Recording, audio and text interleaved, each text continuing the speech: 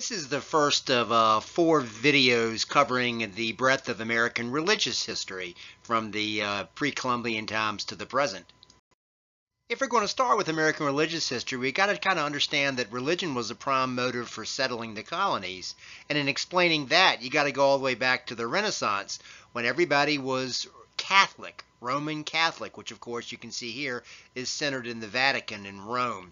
Now the Catholic Church believed that in order to be saved, you had to believe in their sacraments. You had to sort of follow their program, and if you did that, everybody could be saved. But you had to believe in Christ and follow the Pope, who's of course centered in the Vatican. By the 15th and 16th century, however, the Catholic Church had become kind of corrupt. They were selling indulgences, kind of like a cover charge to get into heaven. And there was a movable type printing press that had been invented by Johann Gutenberg. And they had printed a lot of Bibles, and literacy was going up. And people were starting to read the Bible and saying, wait a minute, man, I don't need to follow what the Pope says or follow the Catholic sacraments. All I need is really faith in the Bible. And so this becomes known as the Protestant Reformation.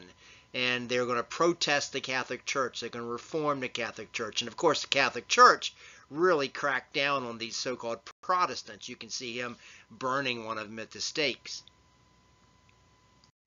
There were a number of Protestant churches, but the one that's obviously the foremost one in founding of the colonies revolves around the Church of England, or called the Anglican Church. The Anglican Church broke from the Catholic Church, but it really kept a lot of the Catholic-like sacraments. They believed that everybody could still get into heaven, but instead of needing the Pope or the Vatican or the Catholic rules, you needed the head of the Anglican Church and the Church of England, the Anglicans' rules, the Anglican sacraments. But everybody could be saved if they followed the Anglican sacraments. So it's very, very Catholic-like anyway. Now, there's a lot of economic causes of colonization, of course.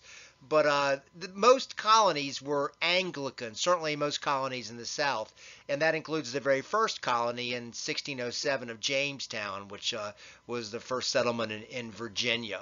And other colonies in the South were Anglican as well. But at the same time, there were other Protestant groups besides Anglicans.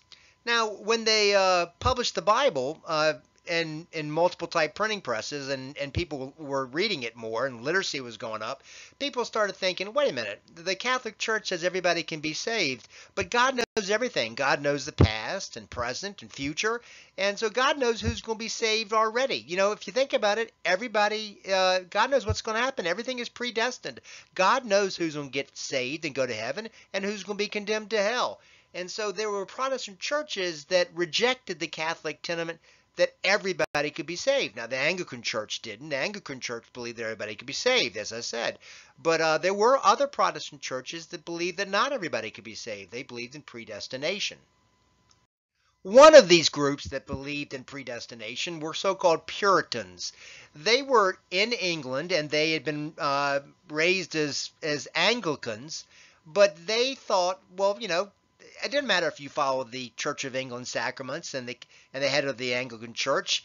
God already knows who's going to be saved. And so they wanted to sort of purify the Anglican Church of all vestiges of Catholicism. That's a fancy way of saying that they wanted to get rid of the Anglican Church's belief that everybody could be saved through the Anglican Church's sacraments, just like the Catholics believe that everybody could be saved through the Catholic sacraments. And so they were saying not everybody could be saved, and they believed in this predestination, the Puritans. Not long after Jamestown in 1607 had been founded down in the South, these Puritans settled the colony of Plymouth, and later additional Puritans would come and settle the colony of Massachusetts Bay. The Puritans, as I've said, believed in predestination. That is, God, who knew all things, already knew who was going to be saved. They called these people that had been saved the elect. And since God would not have saved someone who behaved sinfully, the Puritans lived very strict lives, trying to avoid sinful behavior, and hoping that God would reveal that they were one of the elect. When a person claimed that God had revealed to him that he was one of the elect, the Puritan leaders would analyze their past behavior and sort of confirm that, hey, they kind of lived a godly life. You can see it in their actions. You can see it in their works. Key to Puritan life was a sense of community. Rejecting the rules and hierarchy of both the Catholic and Anglican religions, the Puritans believed that God wanted people to come together and make an agreement with him, a covenant with God. If a person in that community broke the community's covenant with God, the community would harshly punish them. If the community accepted you as one of the elect, judging by your claims of a conversion experience and by evidence that you'd behaved well, a collective body of good works, then you were admitted to the church officially and you had a say in running the community. But again, the community who was going to admit you was judging not just on your claims that God had revealed himself to you as that you're one of the elect, but that you had behaved well. You not behaved sinfully. You could see that. And this was called in Puritans a covenant of works. Because the Puritans tended to stress community, they had sort of a level of equal housing. There wasn't wide disparities in wealth, and they actually shared common fields to raise their animals, as you can see in this map of one typical Puritan township. They didn't really call their church a church. They called it a meeting house because church was associated with hierarchy and the Catholic and Anglican churches. So they called it a meeting house. And again, it was sort of a religious democracy of the elect. But everybody had to attend. Again, civil and religious law mixed. And services could go on for hours. There was a guy walking along with a pole, and he had a club on one end and a feather on the other. And if you fell asleep, if you were a guy, you could be whopped. And if you were one of the women, then they would tickle you with the feather to wake you up. But the chairs were hard back, and again, it was very, very strict. They don't embrace a lot of comfort.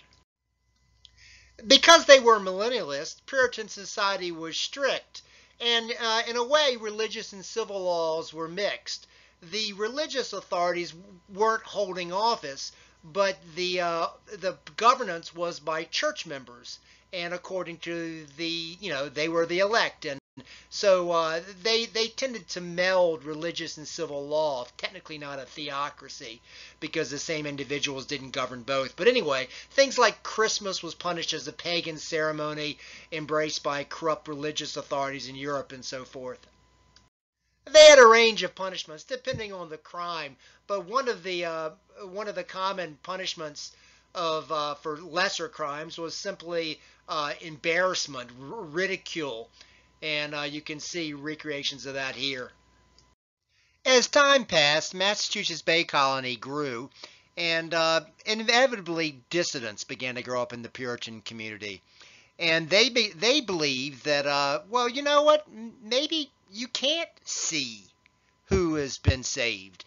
Maybe God reveals himself to people, and you wouldn't be somebody you could recognize because of they had behavior that you thought was sinful, but that maybe apparently God didn't. So you don't know God's mind. God can choose anybody to be saved. So these dissidents called that you were saved not by a covenant of works, but rather by a covenant of grace.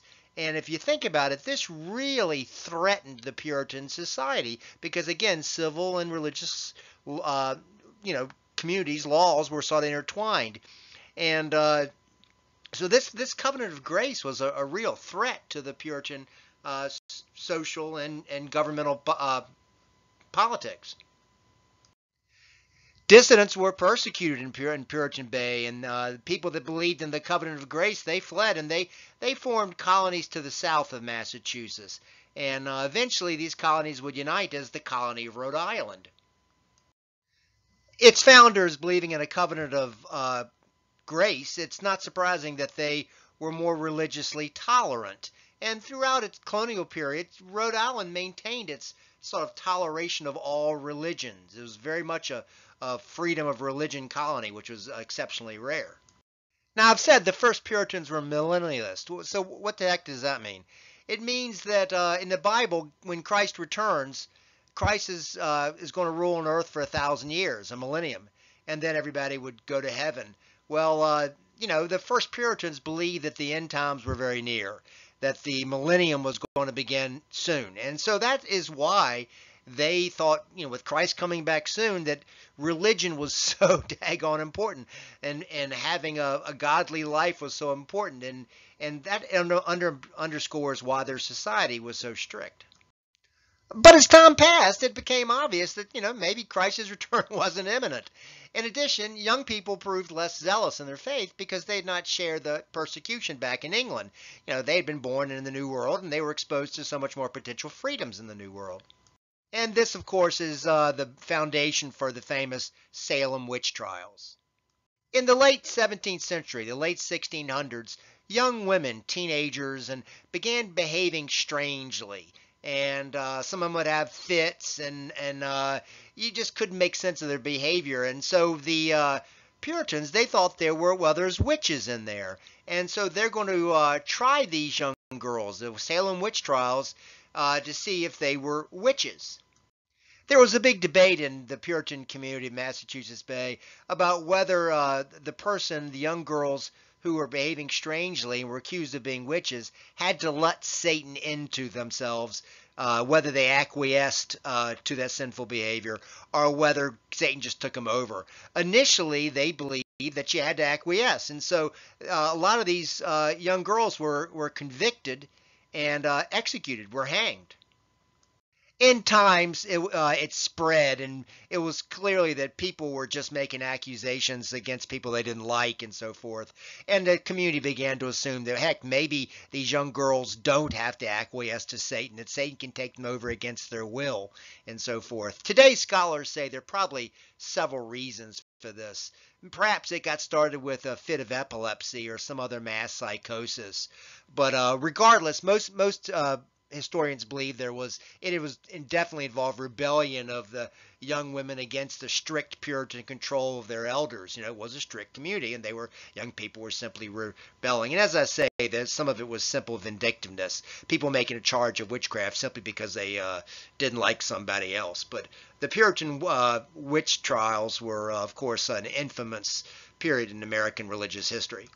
The 1600s, the middle of the 1600s, Massachusetts Bay Colony grew tremendously, and this became known as the Great Migration of Puritans.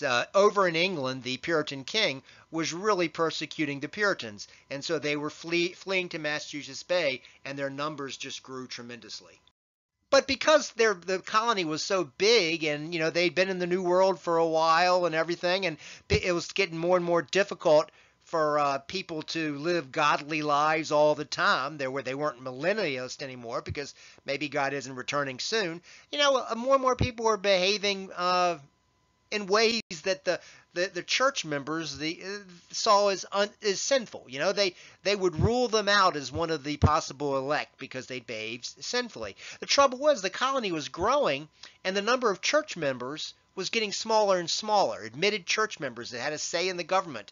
These were people that had been recognized as the elect, one of the saved, and they were identified as such by a body of good works. Well, it's getting harder and harder to have people recognized as one of the saved through a body of good works. It was a huge colony, and time had passed, and they weren't as religiously zealous. And so what the Puritans ended up doing is sort of adopting what became known as the halfway covenant. And it sort of gave an easier path to church membership to children of people who had been recognized as one of the elect.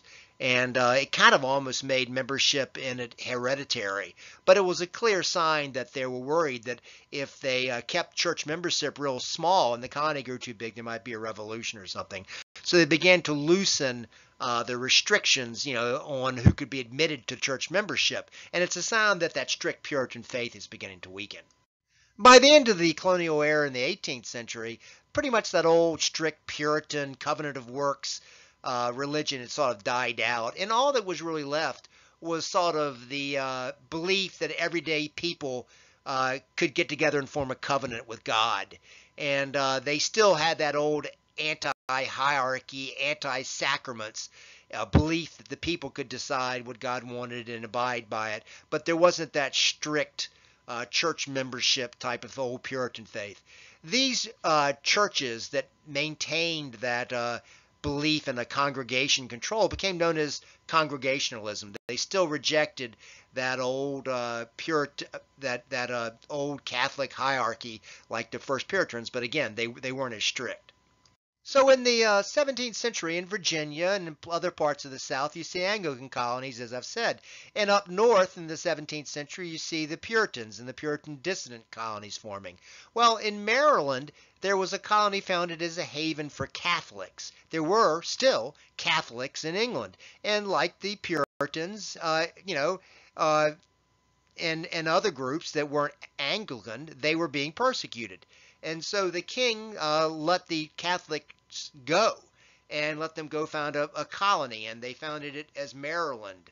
And Maryland was named for the wife of the king. Her name was Henrietta Maria, or Mary, so they called it Maryland. Trouble was, there just weren't that many English Catholics, and so the colony wanted to grow, and so they began to admit people from other colonies. They began to have a little toleration. And you see Anglicans coming up to Maryland from Virginia, Quakers from Pennsylvania, I'll talk about Quakers in a bit, and Congregationalists from the New England colonies flooding into Maryland. And pretty soon, the number of other faiths these Protestant faiths outnumbered the English Catholics in Maryland. And this led to actually fighting, and things like the Battle of Severn in 1655. Protestants and Catholics were fighting each other, and eventually the Protestants got control. And so, this is one of the few times in American history where you actually see religious violence. Another group in England that was being persecuted by the Anglicans, Protestant group, were the so-called Society of Friends, or Quakers. They were Quakers because they quaked into fear of God. They're sort of like the ultimate Protestants. They completely reject any sense of liturgy or hierarchy, and they're pacifists. They won't fight. So they were not liked because they wouldn't participate in defense and so forth. And so anyway, they had fled to the New World as well. The king granted a charter to a guy named William Penn, who was a Quaker, and he founded the colony of Pennsylvania. Now, as the English were founding these colonies in the 17th century, there were other European countries trying to found colonies in the New World, and one of them was the country of Holland. Holland, the Protestant Reformation had spread liberally over Holland, and they were known for religious toleration. And they wanted colonies in the New World as well. And so they were first to sail up the Hudson River and claim all of the land down to the Atlantic as New Holland. This was going on while Massachusetts Bay Colony was growing, while Virginia and Maryland was going on. This is going on simultaneously in the 17th century. Not surprisingly, with that big wide river where ocean boats could go all the way up to the falls at what's now Albany, the tip of the river, when the river flows into the Atlantic, was become a community that grew fast, and they called that New Amsterdam. It was right at the mouth of the Hudson River, and it was a great harbor, and it was protected by Long Island, and it's just going to grow and grow. New Amsterdam maintains its religious tolerance that the Dutch had instilled in it, and it grew. It attracted people from other nations, and it becomes one of the North American's premier cities. Not surprisingly, with the English Puritans in Massachusetts just above New Amsterdam, and the English in Pennsylvania and Maryland, and then down in the South, the Anglican colonies, the English are going to take over New Amsterdam and the larger colony of New Holland. But they're going to rename New Amsterdam New York City. And New York City maintained its diversity and its relative religious toleration. Now, I should note that with the exception of places like Rhode Island, most of these colonial governments had what they called established churches. When there was establishment, that meant that the government taxes paid for the church's operation, and the church performed certain civic or government functions. When a government has an established church, it may or may not allow individual people to worship their own faith. Most early established churches did not. Now, as I've said, the English weren't the only ones taking over, trying to colonize the North America. Behind the British were lands that the French claimed, and they'd gone up the Mississippi River and down the St. Lawrence River, which you can see here, and settled the vast, or tried to claim at least, the vast interior of North America.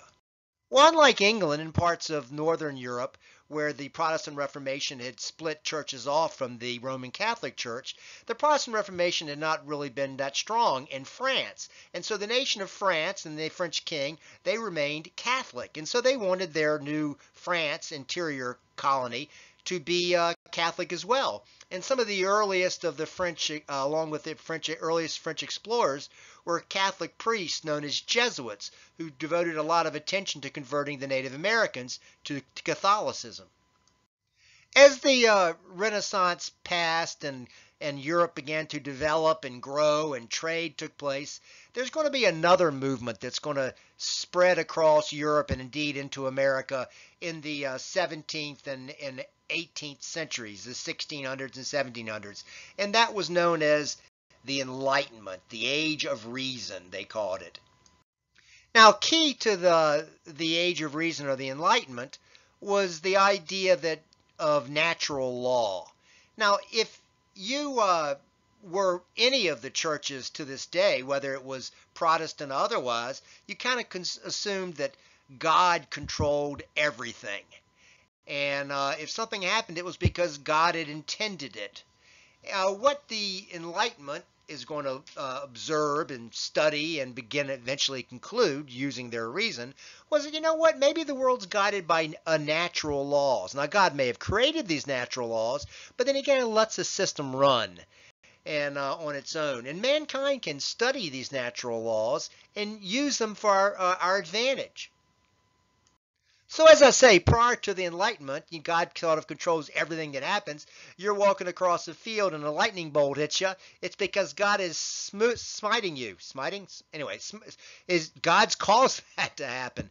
And now they're saying, well, maybe you have your hand on a piece of metal and you're standing in water and electricity is attracted to metal and water and that type of thing. But we can figure out the natural laws that God has created, and we can use them to our advantage. That is the key to the Enlightenment.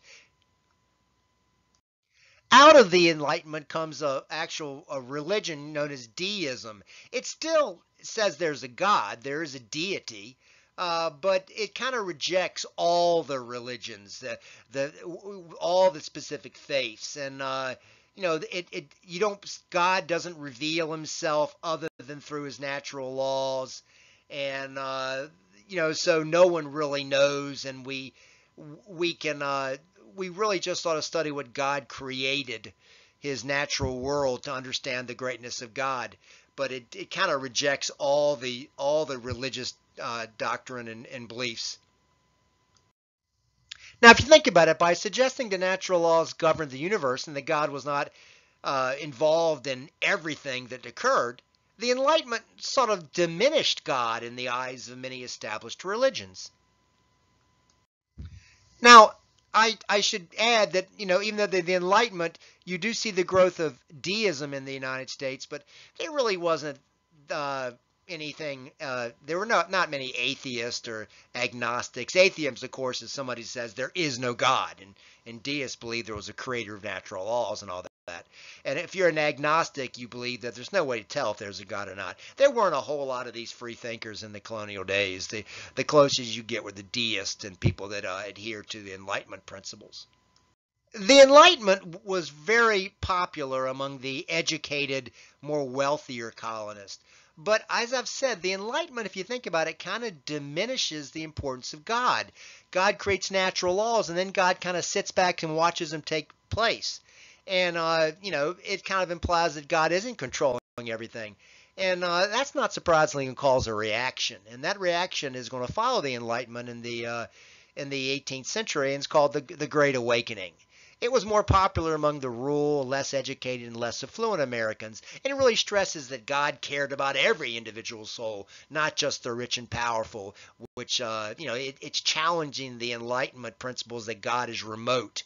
And so, God cares about the smallest little thing. God is involved in that type of thing. The Great Awakening's very much an emotional, heart-driven movement, not like the Enlightenment, more of a head, rational-driven movement. And it's, if you denied the power of God and everything, then you risk an eternity in hell. It was a lot of fire and brimstone, as it was became known. When the Great Awakening swept over the colonies in the 18th century, some religions embraced it more than others. Some of the old religions that, like the Catholic Church and the Anglican Church, the ones that had more of a hierarchy, and the ones that had the sacraments, these were called old lights, and they didn't really embrace the Great Awakening. But the Great Awakening spread, as I say, among others, and there are going to be new religions formed, new ministers, and new types of preaching. These new ministers were called the New Lights. Very emotional. It's very, as I say, fire and brimstone. You're not reading out of the liturgy book and standing up and praying. It's wailing, and it's just very emotional outburst. You really feel your religion in the New Lights. Preachers would come and set up a tent outside towns, and people would flock to it, and there'd be these hours long fire and brimstone new light preachers that would go on that you must obey God, and God cares about every soul, and don't forget God because of the Enlightenment. And it was very emotional and attracted a lot of people. The Great Awakening is not just in America, it's in Europe as well. And in both areas, it created new religions with new light preachers. One of the new religions was Methodism. It had been founded in England by John Wesley, and Francis Asbury, shown here on the right, really helped spread it in America. Another new light religion, a Great Awakening religion, was Presbyterianism. And it's also, albeit perhaps less emotional than the Methodist, it was still a Great Awakening religion, a new religion. Of course, probably one of the most famous of the New Light Great Awakening religions were the Baptists, who believed that to be admitted to heaven, you had to be baptized as an adult. You had to consciously accept Christ. And but all these religions, like the Methodists and Presbyterians and Baptists, they're new religions that grow out of the Great Awakening. And the Great Awakening, as I say, was sort of a reaction to the more intellectual, rational Enlightenment. Now, I want to take a second and talk about African Americans and African American slavery. Certainly, the early hesitancy among the very early colonists to teach their slaves Christianity had evaporated by the 17th century. They used to be a sense, well, you can't enslave a Christian. Well, they've gotten over that. Now, in the time North America was being settled in Jamestown and Virginia and all of that, they were teaching Christianity to their slaves. But the slave owners did so in a way that sort of served their purpose. They didn't want any rebellions or trouble, and they kind of stressed more of a New Testament teachings to their slaves. There was a loving God who rewards the meek and suffering in this world. Turn the other cheek and you'll get your reward in next life. It was a way of teaching the slaves to, meanwhile, get back to work and don't cause trouble. But many of the slaves, when they learned Christianity, they adopted more of an Old Testament God, sort of an avenging God, angry over injustice and leading the faithful to freedom. Moses leading the Jews out of bondage, and Egypt, of course, is a story that the slaves picked up. That the slave owners were teaching one brand of Christianity, but the slaves themselves were sort of taken to another brand. When I say the slaves were taught Christianity, I don't mean to think that slaves just forgotten their traditional African religions. What emerged was sort of a Christian faith, but in some of them it was like an amalgam. They had African traditions and things like getting married and jumping over a broom stick, and so there were still West African religious traditions among the slaves. In any event, this concludes the first of 4 religion videos on religion from the founding of the colonies through the end of the colonial era.